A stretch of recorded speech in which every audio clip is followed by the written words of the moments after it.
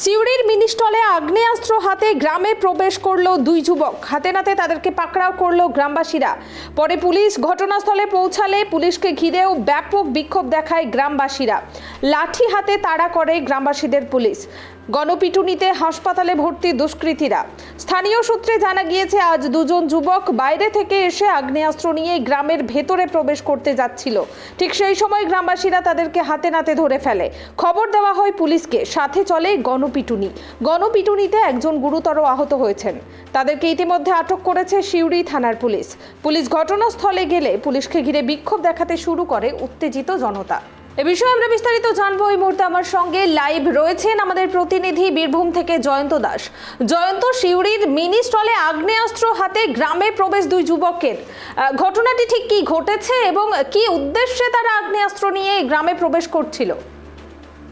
দেখো, তোমাকে আমি প্রথমেই জানাই যে আজকে সকালবেলাতে সিউড়ি লাগোয়া যে মিনি স্টিল যে গ্রামটি রয়েছে, সেই গ্রামে কিন্তু তিনজন যুবক তারা কিন্তু এই গ্রামে কিন্তু আজকে প্রবেশ করে এবং গ্রামে ঢুকে গুলি করে এবং সেই গুলিটি কিন্তু ছিটকে যায়। এরপরে গ্রামবাসীরা এই তিনজন যুবককে ধরে ফেলে। এই তিনজন যুবকের মধ্যে দুজনের কাছে কিন্তু গ্রামবাসীরা আগ্নেয়াস্ত্র পায় এবং একজনের কাছে কিন্তু আগ্নেয়াস্ত্র পাওয়া যায়নি। এরপর এই তিনজন দুষ্কৃতীকে তারা কিন্তু বাঁধে, দড়ি দিয়ে গ্রামের মধ্যে বেঁধে তাদেরকে কিন্তু গণধোলাই দেয়। সেই মুহূর্তে সিউড়ি থানা পুলিশ খবর পায় এবং পুলিশ সেখানে পৌঁছায় এবং এই তিনজনকে কিন্তু উদ্ধার করে এবং এই তিনজনের মধ্যে যে দুজনের কাছে আগ্নেয়াস্ত্র ছিল তাদেরকেও কিন্তু সেখান থেকে কিন্তু উদ্ধার করে। এর মধ্যে একজন গুরুতর আহত হয়, তাকে কিন্তু সিউড়ি সদর হাসপাতালে কিন্তু ভর্তি করা হয়েছে এবং বাকি দুজনকে কিন্তু ইতিমধ্যেই আটক করা হয়েছে। পুলিশ সূত্রে যেটা জানা যাচ্ছে, এই তিনজনকেই কিন্তু আটক করা হয়েছে। এরপর পুলিশকে কিন্তু ওইখানকার স্থানীয় যারা গ্রামবাসীরা তারা কিন্তু বিক্ষোভ দেখাতে শুরু করে যে এইভাবে এই দিনের বেলাতেই কিন্তু তিনজন যুবক তারা কিন্তু গ্রামে অশান্তি ছড়াতে ঢোকে আগ্নেয়াস্ত্র নিয়ে। কিভাবে তারা ঢুকছে, তাদের নিরাপত্তা কোথায়, এই নিয়েই কিন্তু তারা কিন্তু বিক্ষোভ দেখাতে শুরু করে।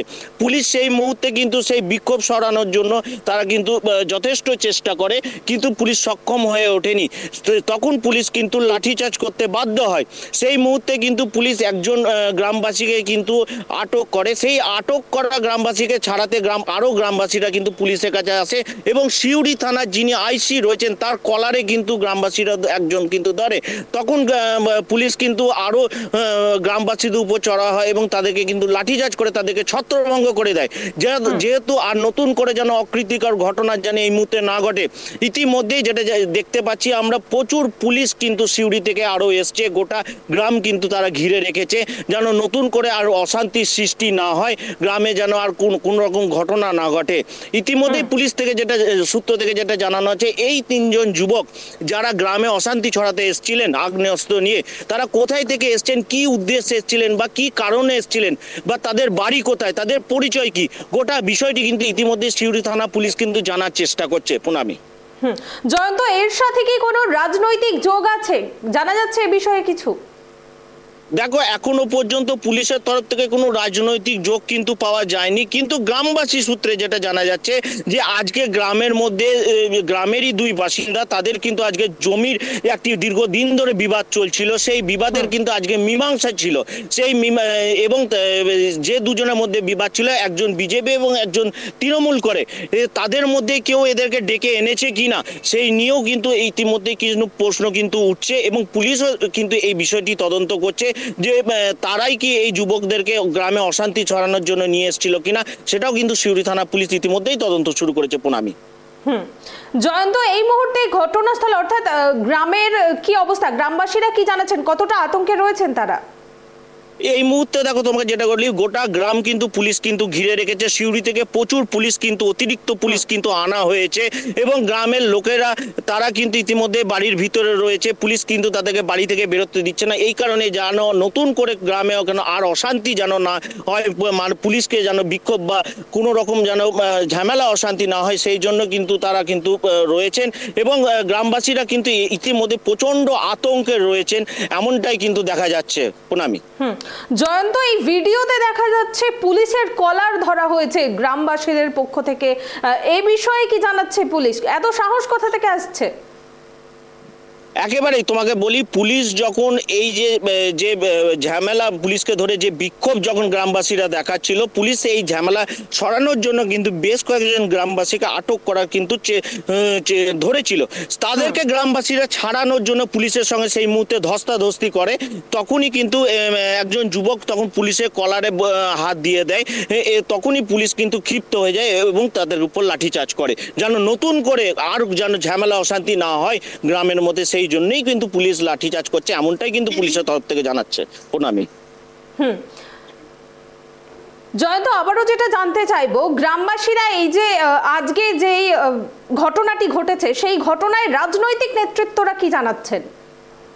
দেখো, এখনো পর্যন্ত বিজেপির তরফ থেকে আমরা যেটা জানতে পেরেছি, বিজেপির তরফ থেকে যারা রয়েছেন তারা কিন্তু জানাচ্ছেন যে এই গ্রামটা দুষ্কৃতকারীদের গ্রাম হয়ে গেছে, তৃণমূলরা এখানে দুষ্কৃতীদেরকে পুষছে, এমনটাই কিন্তু বিজেপির তরফ থেকে কিন্তু জানানো হচ্ছে। এখনো পর্যন্ত তৃণমূলে কোনো রকম প্রতিক্রিয়া কিন্তু পাওয়া যায়নি, যদিও বা এই ঘটনা নিয়ে অন্যান্য রাজনীতির দলদের মধ্যে কিন্তু একটি সমালোচনা কিন্তু ইতিমধ্যেই শুরু হয়ে গেছে। এই যে দুষ্কৃতী, তাদের হাতে এই বেআইনি অস্ত্র কোথা থেকে এলো, এ বিষয়ে কিছু জানা যাচ্ছে? দেখো, এই যে তিনজন দুষ্কৃতীর মধ্যে দুজন দুষ্কৃতীর কাছে যে আগ্নেয়াস্ত্র পাওয়া গেছে, বলা যেতে পারে দেশি গান যেটাকে বন্দুক বলা হয়, তা কিন্তু পাওয়া গেছে। এই যে কোথায় থেকে এলো, কি উদ্দেশ্যে তারা এনেছিল, বা কি কারণে তারা গ্রামের মধ্যে ঢুকেছিল, বা অশান্তি ছড়ানোর চেষ্টা করছিল কিনা, বা কাউকে মারার উদ্দেশ্যে নিয়ে এসেছিল কিনা, গোটা বিষয়টি কিন্তু পুলিশ তদন্ত শুরু করেছে। এবং তারা কোথায় থেকে এই দেশি পিস্তল বা বন্দুক কোথায় থেকে পেলো সেটা কিন্তু পুলিশ জানার চেষ্টা করছে, সিউড়ি থানার পুলিশ। জয়ন্ত, বীরভূমের বকটুয়ের ঘটনা আমরা সবাই জানি, আরো একটু সেই রকমই আতঙ্কের পরিবেশ সৃষ্টি হচ্ছে দেখা যাচ্ছে। একেবারে আমরা দেখেছিলাম কয়েক বছর আগেই কিন্তু বকটুয়ে কিন্তু সেম এরকমই একটি অগ্নিসংযোগের ঘটনা হয়েছিল, যেখানে একটি বাড়িতে বেশ কয়েকটি বাড়িতে আগুন লাগিয়ে বেশ কয়েকজনকে কিন্তু পুড়িয়ে মারা হয়েছিল। সেরকমই কিন্তু পুনরাবৃত্তি যেন না ঘটে সেদিকেও কিন্তু পুলিশ প্রশাসন কিন্তু যথেষ্ট নজর দিয়েছে, যেন আর ওরকম যেন ঘটনা না ঘটে সেদিকেও কিন্তু পুলিশ যথেষ্ট পরিমাণ নজর দিয়েছে। ওই কারণেই কিন্তু প্রচুর পুলিশ কিন্তু ইতিমধ্যে গ্রামে মোতায়েন করা হয়েছে, যেন নতুন করে সেরকম ঘটনা যেন আর না ঘটে। জনের পরিচয় জানা গিয়েছে, তারা কোথাকার, এই বিষয়ে কিছু জানা যাচ্ছে? দেখো, এখনো পর্যন্ত পুলিশ কিন্তু জানার চেষ্টা করছে যে তাদের বাড়ি কোথায়, তারা কি উদ্দেশ্যে এসেছিল। গোটা বিষয়টি কিন্তু ইতিমধ্যে সিউড়ি থানা পুলিশ তদন্ত শুরু করেছে তাদের কাছ থেকে, যে তারা তাদেরকে কেউ ডেকেছিল কিনা, বা তারা নিজেরা এসছে কিনা, বা কোনো রাজনৈতিক দলের সঙ্গে তাদের কোনো যোগ আছে কিনা। গোটা বিষয়টি কিন্তু সিউড়ি থানার পুলিশ তারা কিন্তু ইতিমধ্যে, বা পুলিশ আধিকারিক যারা রয়েছেন তারাও কিন্তু তাদেরকে জিজ্ঞাসাবাদ ইতিমধ্যে শুরু করেছে এবং কিন্তু তারা তদন্ত শুরু করেছে। জয়ন্ত, কাজল শেখ ও অনুব্রত মণ্ডলের কোন রকম দ্বন্দ্বের ঘটনা কি এই ঘটনার মধ্যে দিয়ে সামনে আসছে? দেখো, এখনো পর্যন্ত অনুব্রত মণ্ডল বা কাজল শেখ তাদের মধ্যে কিন্তু দীর্ঘদিনে একটি গোষ্ঠী দ্বন্দ্ব কিন্তু রয়েছে, এবং বারংবার সেই জায়গাও কিন্তু আমরা দেখতে পেয়েছি, প্রতিনিয়ত বিভিন্ন জায়গায় কিন্তু সেই গোষ্ঠী দ্বন্দ্বের ছায়া কিন্তু আমরা দেখতে পেয়েছি। কিন্তু এই ঘটনায় তাদের কোনো যোগ আছে কিনা বা এখনো পর্যন্ত তা কিন্তু পরিষ্কারভাবে জানা যাচ্ছে না, যদিও বা আমরা জানার চেষ্টা করছি, কিন্তু এখনো পর্যন্ত সেরকম ভাবে কিন্তু জানা যাচ্ছে না। প্রণামী। ধন্যবাদ জয়ন্ত, নজর রাখো।